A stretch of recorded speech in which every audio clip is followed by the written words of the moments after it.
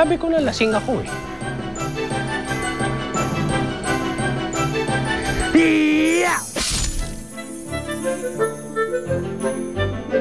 Paano nangyari yun?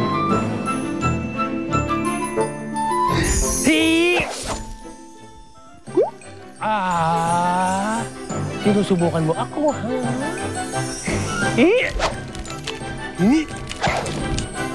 Aray! Aray! Aray! Ay, nananakit. Meron bang walis ganun? Aba! Akala mo, ha?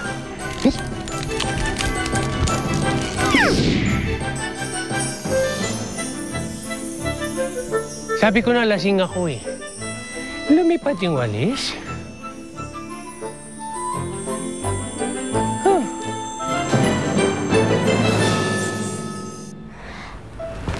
Alice, pasensya ka na. Pasensya ka na kung ngayon ko lang sinabi sa'yo. Aaminin ko nung una, panig ako kay Tiang Esmeralda, pero nakukonsensya na ako. Kasi napakabait mong bata. Masakit lang, Ate Sinag. Kasi pinaniwala ko yung sarili ko. May nanay ako. Yung pala wala. Minahal ko siya eh. Sinunod ko lahat ng pag-uutos niya sa akin kahit nalabag sa kalooban ko.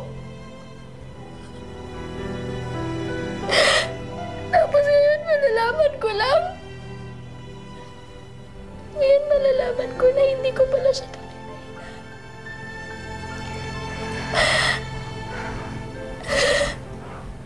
Alice, saan ka pupunta? Gusto ko siyang kausapin. Gusto ko siyang sumbatan sa lahat ng mga kasamaang ginawa niya, Ate Sinag. Alice, wag. Alice, wag. Parang awa mo na, wag. Huwag mong gagawin yun. Baka parusahan ako ni Tiang Esmeralda. Maawa ka, huwag mong gagawin yun. Tatakot ako sa kanya. Ate Sinag,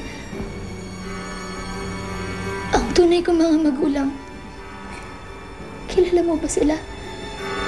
Ang nanay ko, sino siya?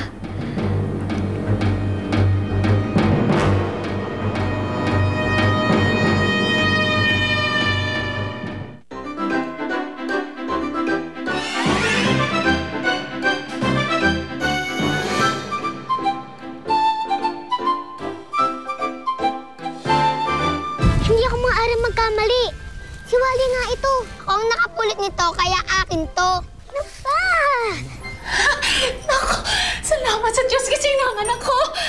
Anong pakiramdam mo? Sakit pa rin, do. Parang may nakatusok. Handa ka na ba? Kailangan na nating umalis. Ayoko na po. Hindi ko na po kukunin yung itim na bato. Siguro kinukulam ako. Si Alice. Siya bang gumawa nito sa akin, ma?